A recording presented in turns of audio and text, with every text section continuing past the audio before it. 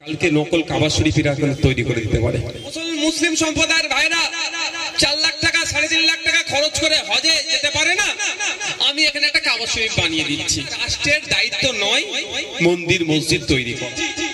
যে উড়িষ্যার জগন্নাথ ধামের মন্দিরের যে ঐতিহ্য, যে ইতিহাস নতুন একটা তৈরি করে সেটা কমাচ্ছে না বাড়াচ্ছে, নির্বিশেষে আমাদের একভাবে থাকতে হবে এবং দেশকে এগিয়ে নিয়ে যাওয়ার সহযোগিতা করতে হবে। কেউ যদি মনে করেন আমি মুসলমান, কেউ যদি মনে করেন আমি হিন্দু, আমি আমারটা বুঝে নেব, আমি আপনাদের একটা কথা বলি, এতটুকুই বলে আমি অন্য প্রসঙ্গে আসবো। যখন এই শরীরটা দেখছেন মাথা থেকে নখ পর্যন্ত, আঙুল পর্যন্ত সবটা যদি সুস্থ থাকে তাহলে কি হবে? সুস্থ মানুষ আমরা বলি। আর যদি কোনো একটা যদি অবাস হয়ে যায়, কাজ না করে, তাকে আমরা কি বলি? রিজার্ভেল বলি, তাই তো নাকি? বা বিশেষভাবে সক্ষম বলে দিই। তাহলে এই একটা দেশ যদি আমি বলি, ইন্ডিয়া ভারতবর্ষ একটা দেশ, একটা মানুষ হিউম্যান বডি যদি বলি, হিন্দু মুসলমান খ্রিস্টান জৈন আদিবাসী যত ধর্মের মানুষ আছে না কেন, যত বর্ণের যত জাতের মানুষ থাকুক না কেন, প্রত্যেকটা নিয়ে একটা সুস্থ শরীর। কোনো একটা সম্প্রদায় যদি দুর্বল হয়ে যায় তাহলে দেশ দুর্বল হবে। আমরা আমার দেশ দুর্বল হোক কখনো চাইব? কখনো চাইবো আমরা আমার দেশ সবল হোক, পৃথিবীর মানচিত্রের শ্রেষ্ঠ আসনে আমার দেশ উপনীত হোক, এটা আমরা সকলে চাই। তাই বন্ধুগণ, আপনারা যারা আছেন, রাজনৈতিক কারবারিদের ফাঁদে পা আপনারা দেবেন না। এরা শুধুমাত্র আপনাদেরকে শুধুমাত্র রাজনৈতিক ফায়দা নেওয়ার জন্য আপনার মধ্যে ধর্মীয় উন্মাদনা ঢুকিয়ে দেওয়ার চেষ্টা করছে, মানুষে মানুষে বিভাজন করার চেষ্টা করছে, তাদের রাজনৈতিক ফায়দা নেওয়ার জন্য। আপনার সাধারণ মানুষের কিচ্ছু এরা করবে না। আমি একটা জাস্ট উদাহরণ দেব। আপনাদের এলাকায় পূর্ব মেদিনীপুরে একটা মন্দিরের আদলে আর একটা ধাম তৈরি হয়েছে না? কোথায় হয়েছে না? দীঘাতে হয়েছে। অনেকে অনেক কথা বলছে, আমার অবস্থান একটু ক্লিয়ার করতে চাই, আপনারা শুনবেন ভাই। প্রথম কথা, রাষ্ট্রের দায়িত্ব নয় মন্দির মসজিদ তৈরি করা। রাষ্ট্রের নির্দিষ্ট কোনো ধর্ম নাই, এটা হওয়া দরকার। দ্বিতীয়, আমি এই জন্য বিরোধিতা করছি।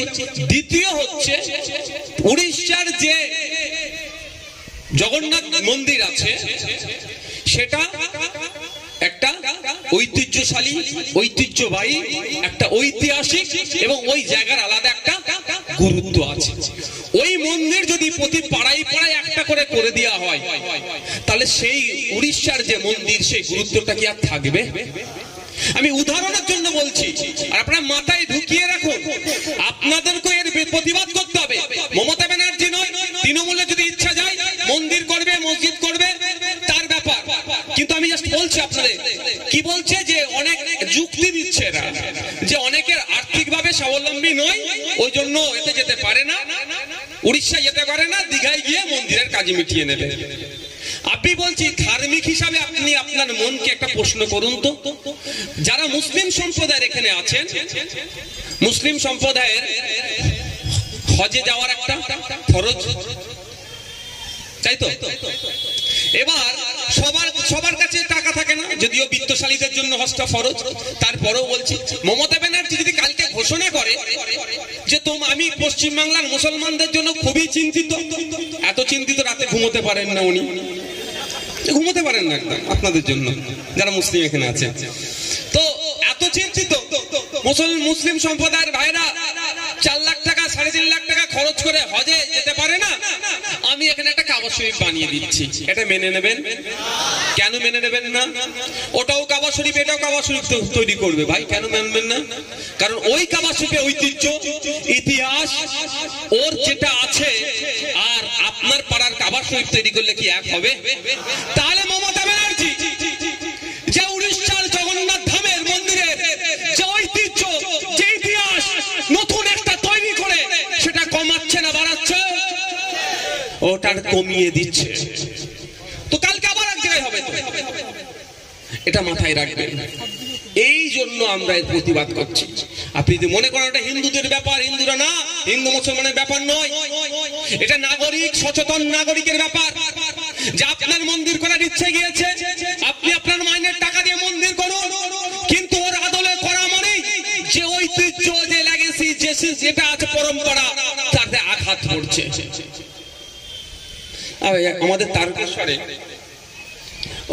অনেকে গঙ্গার পানি নিয়ে যায়, তার পরিবর্তে যদি শেওড়াফুলির দিকে একটা কেউ মন্দির করে দিয়ে বলে এখানে ওই তারকেশ্বরে না গিয়ে একটু দূর হয়ে যাচ্ছে, তাহলে শেওড়াফুলিতে তুমি ঢেলে নিয়ে চলে যাবে, দুটো কি এক জিনিস হবে? ধর্মীয় দিক থেকে বলছে, আমি বোঝানোর জন্য বলছি, যে যা ধর্ম পালন করবে এক হবে কি?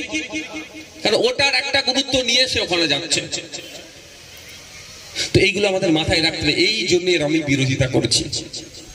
আর এইগুলো যদি আপনি না প্রতিবাদ করেন, দেখবেন, আপনি বলে রাখছি, এরা মসজিদের মধ্যে ঢুকে যাচ্ছে, এরা মন্দিরের মধ্যে ঢুকে যাচ্ছে, কালকে নকল কাবা শরীফের তৈরি করে দিতে পারে। এদের বিশ্বাস নেই, এদের দরকার ভোট, আর কিচ্ছু চায় না এরা। ভোট পেলে আপনার জন্য সব করবে, আর না ভোট পেলে আপনাকে 2004-05 দিকে কি বলেছিল? ঘুষপেটিয়া। পার্লামেন্টে কাগজ ছুড়ে মেরেছিল সিএনআরসি করার জন্য এই মমতা ব্যানার্জি। তখন আপনারা ভোট দিতেন না, তখন আপনারা ভোট কাকে দিতেন? বামফ্রন্টদের দিতেন। ওই জন্য তখন হয়ে গেছিলেন আপনারা ঘুষপেটিয়া।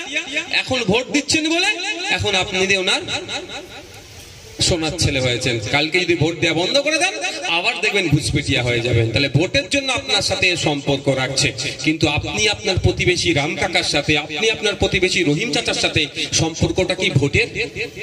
ভাই, ভোটের সম্পর্ক দীর্ঘ বছর ধরে একসাথে উঠা বসা করছেন, তাহলে সামান্য ভোটের জন্য ভোট কি নিয়ে কি হবে? হয় শুভেন্দু অধিকারী মুখ্যমন্ত্রীর স্বপ্ন দেখছে, আর মমতা ব্যানার্জি আবার মুখ্যমন্ত্রী হওয়ার স্বপ্ন দেখছে। এই তো তারা মুখ্যমন্ত্রী হবে, আপনার পাশের বাড়ির কাকার সাথে, আপনার পাশের বাড়ির চাচার সাথে আপনি হিংসায় জড়িয়ে পড়ছেন কেন ভাই? ওরা